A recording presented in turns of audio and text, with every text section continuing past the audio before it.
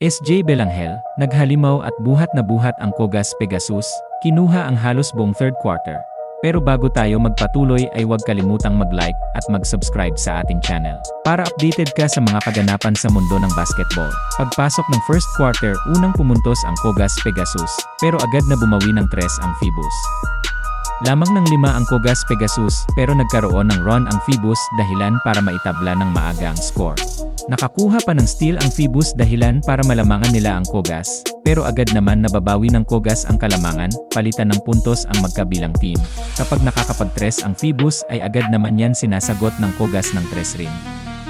Nahype naman rito ang team ng Cogas sa isang dunk ng kanilang import. Dito na rin bumitaw ng 3 itong ating kabayan na si SJ Belanghel. Agad naman na sumagot ang import ng Phoebus, nasundan pa yan ng panapos na fade-away shot ng local ng Phoebus, nagtapos ang first quarter sa score na 26-26. Pagpasok ng second quarter, unang nakapuntos ang Cogas galing sa kanilang import mula sa 3, nasundan pa yan ng malibre ang kanilang local sa ilalim. Pero may sagot na naman dyan ang Phoebus, nabawian ang Cogas sa ilalim, nasundan pa yan 2 ng points mula sa kanilang import.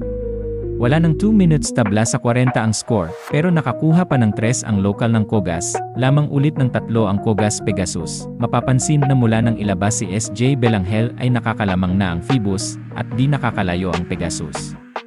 Nagtapos ang second quarter sa score na 46-45 lamang ang Cogas Pegasus. Pagpasok ng third quarter dito na nagbago ang takbo ng laro, take over si SJ Belanghel, driving to the paint at gumawa ng magagandang set ng play.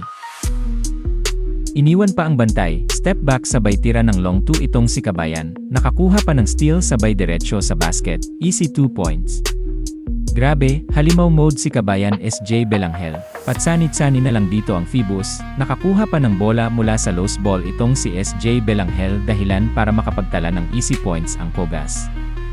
Dito na nakalayo ng tuluyan sa score ang Cogas Pegasus, nakapagtala pa ng 3 ang Cogas mula yan sa magandang set ni SJ Belanghel. Nakakasagot pa rin naman ang Phoebus kahit papano, pero agad naman niyang binubura ng 3 ni SJ Belanghel. Agad naman na nakasagot ang import ng Phoebus sa 3, pero isang alley-oop dunk ang sagot dyan ng import ng Cogas mula yan sa assist ni SJ Belanghel. Sinundan pa yan ng isang jump shot ni SJ Belanghel. Tuwang-tuwa naman ang isa sa mga fans ng Cogas. Sa huling segundo ng third quarter, nakagawa pa ng 3 ang isa sa local ng Cogas mula ulit sa assist ni SJ Belanghel. Pagpasok ng fourth quarter, pumuntos agad dyan ang import ng Cogas, pero sinagot naman yan ng 3 ng local ng Phoebus, nasundan pa ng isang jumper sa corner, baba sa 6 ang lamang ng Cogas, sa huling 1 minuto ng fourth quarter. Nakapukol pa ng 3, step back sabay tira si Kabayan SJ Belanghel, nagtapos ang laban sa score na 95-82, panalo ang team ni SJ Belanghel.